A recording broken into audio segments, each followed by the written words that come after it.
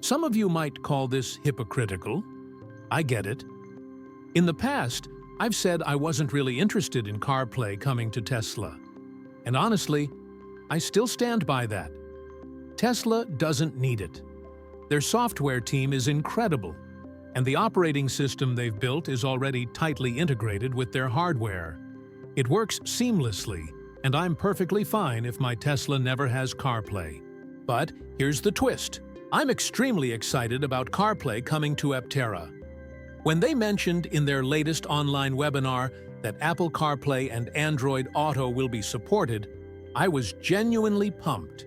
And just so you know, Aptera is the only EV on the market that I currently have a reservation for.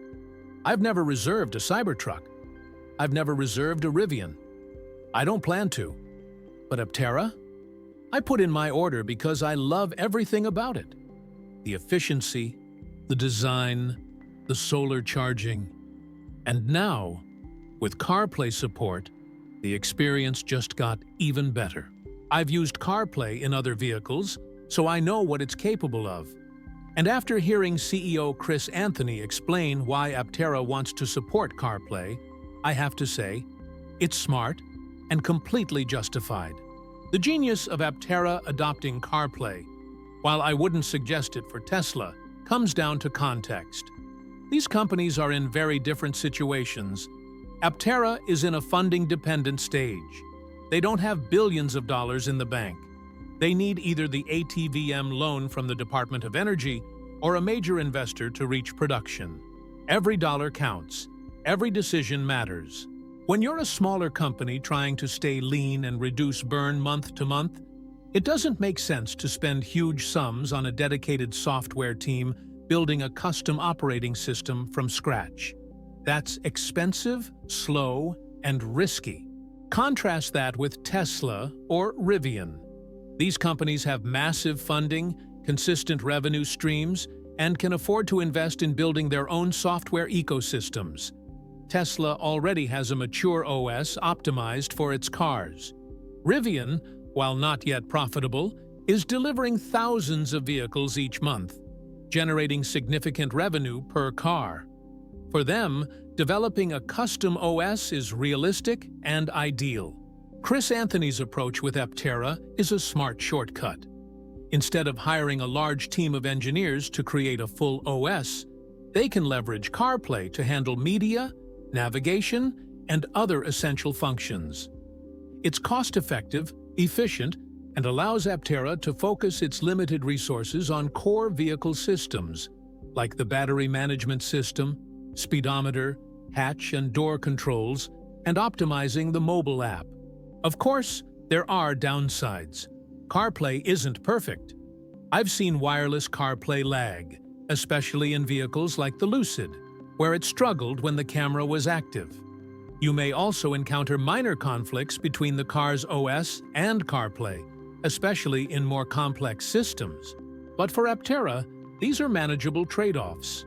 They can let CarPlay handle navigation, media controls, and other features that most drivers expect.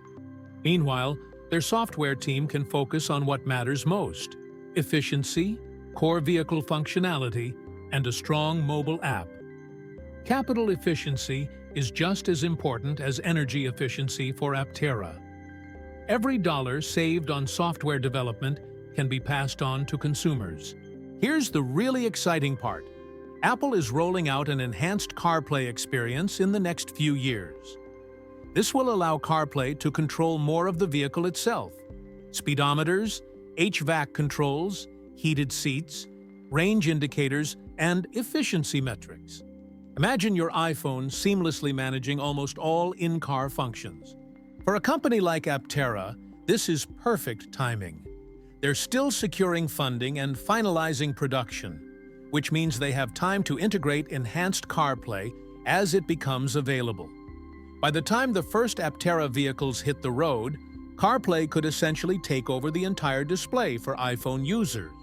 This could even allow Aptera's internal OS to remain simple, clean, and functional for users without CarPlay or Android Auto, while iPhone and Android users enjoy a richer, more interactive experience. It's a win-win. On a personal level, I love that my future vehicle could combine Aptera's solar efficiency, sleek design, and now CarPlay functionality. Our phones carry our lives: texts, calendars, routes, music, navigation. Letting the car integrate with our phones maximizes convenience without compromising efficiency. Tesla and Rivian can emulate some of this, but they're designing full in-car OS solutions with their own priorities. Tesla, for example, dedicates massive screen real estate to full self-driving visualizations, which would complicate CarPlay integration. Aptera, not being focused on full autonomy yet, can fully embrace CarPlay without such conflicts. The combination of efficiency, capital-conscious design, and enhanced CarPlay makes Aptera one of the most exciting EVs on the horizon. CarPlay and Android Auto aren't just features, they're a strategic choice for Aptera, letting a smaller, capital-limited company deliver a high-functioning vehicle while staying lean and cost-effective. It's smart, practical, and future-proof. So, what do you think? Is Aptera's move to adopt CarPlay the right one? Okay. Or do you think sticking to a fully custom OS just like is a better? Formula One car? It's Drop your incredibly thoughts strong, in the incredibly comments. light. I'm really curious to hear your take. Thanks to everyone supporting the channel. It makes a huge difference.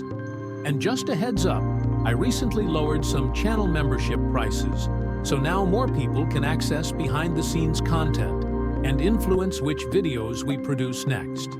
Thanks again for watching, and have an excellent rest of your day.